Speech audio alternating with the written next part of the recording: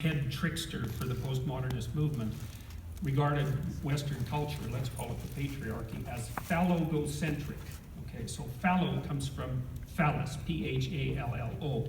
And so that's the insistence that what you see in Western culture is the consequence of a male-dominated, oppressive, self-serving society. And we might say, well, you know, societies do tend to be self-serving, and people in power do tend to act in their best interests, but a tendency is not an absolute, and that's one of the things that needs to be considered continually. There are no shortage of flaws in the manner in which we've structured our society.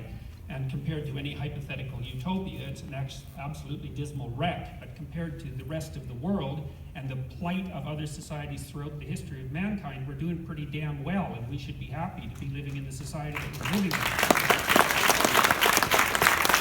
So, the first thing that you might want to note about postmodernism is that it doesn't have a shred of gratitude.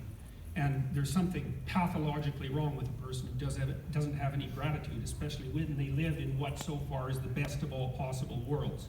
And so if you're not grateful, you're driven by resentment, and resentment is about the worst emotion that you can possibly experience apart from arrogance.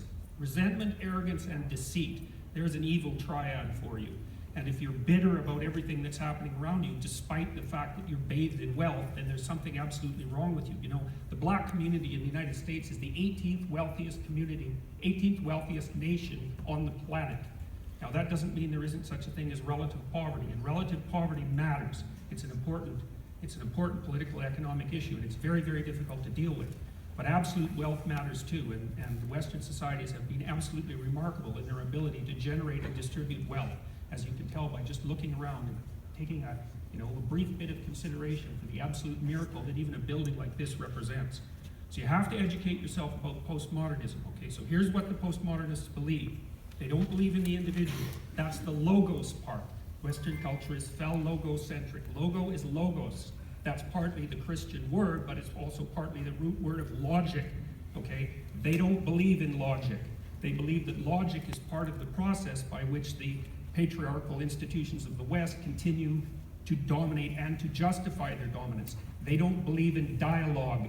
The root word of dialogue is logos again. They don't believe that people of goodwill can come to consensus through the exchange of ideas. They believe that that notion is part of the philosophical substructure and practices of the dominant culture. So the reason they don't let people who they don't agree with speak on campus is because they don't agree with letting people speak. You see, it's not part of the